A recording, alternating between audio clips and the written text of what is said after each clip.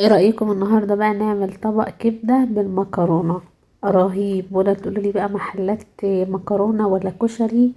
ده بقى سهل وسريع، والميزة فيه كمان ان الولاد والكبار بيحبوه جدا، وهي ساعة زمن بالظبط بيكون جاهز ومستوي معاكي.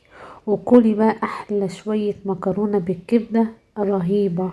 دي بقى مكرونة بالشعرية، اللي ما يعرفش المكرونة بتتعمل بالشعرية زي الرز بالشعرية، وبتبقى تحفة جدا ومختلفة، وان شاء الله لما تجربوها هتعجبكم جدا. تعالوا نشوف بقى هنعمل الطبق التحفة ده ازاي. اول حاجة في طاسة هنضيف معلقتين كبار من الزيت او السمنة على حسب ما تحبي، وهنجيب بصلة كده متقطعة شرايح بالشكل ده. ده يا جماعة طريقة الكبدة المجمدة، مش الكبدة البلدي. لو عايزين تعملوا الكبدة البلدي برضو بنفس الطريقة هتطلع حلوة معاكم. اول حاجة هنشوح البصل لحد ما يبتدي ياخد لون. بعد كده هنزل بمعلقة صغيرة من التوم، يعني حوالي فصين 3 كده من التوم، وهبتدي ان انا اشوح التوم ده مع البصل كويس جدا. بعد بقى ما البصل والثوم يتشوحوا، هحط كده البصل على جنب الطاسة، وبعد كده هنزل بنص كيلو من الكبدة.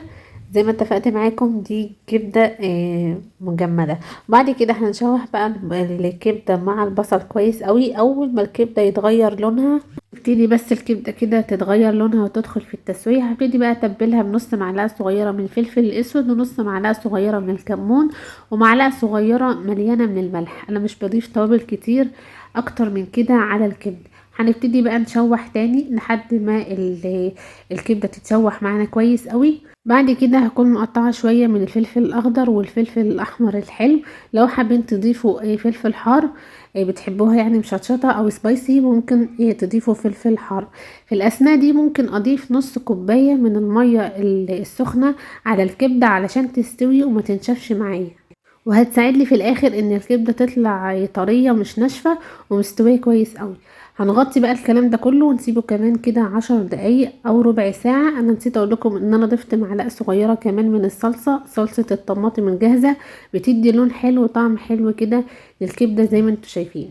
هنا بقى بعد ما زودت الكبده نص كوبايه من الميه وسبتها تستوي، ده بيكون شكلها. انا مش بحب انشفها قوي، بحب اسيبها كده فيها شويه من الصوص. بصراحة بالطريقة دي بيكون طعمها احلى.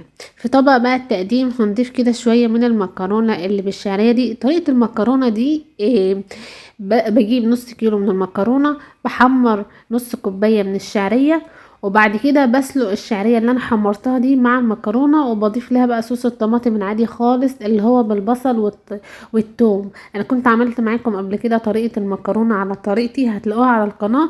هي الفكرة بس ان انا بحمر نص كوباية من الشعرية وبسلقها مع المكرونة العادية. والشعرية هنا بتدي اضافة حلوة اوي للمكرونة، طريقة مختلفة كده.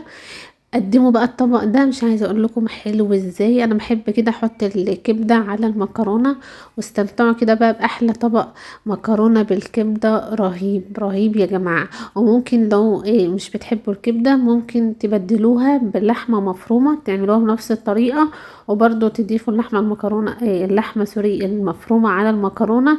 عند التقديم هتعجب الولاد جدا. وغدا كده سهل وسريع وهيعجب الولاد جدا. طريقة المكرونة دي بتعجب الولاد قوي. جربوها على طريقتي تحفة بجد.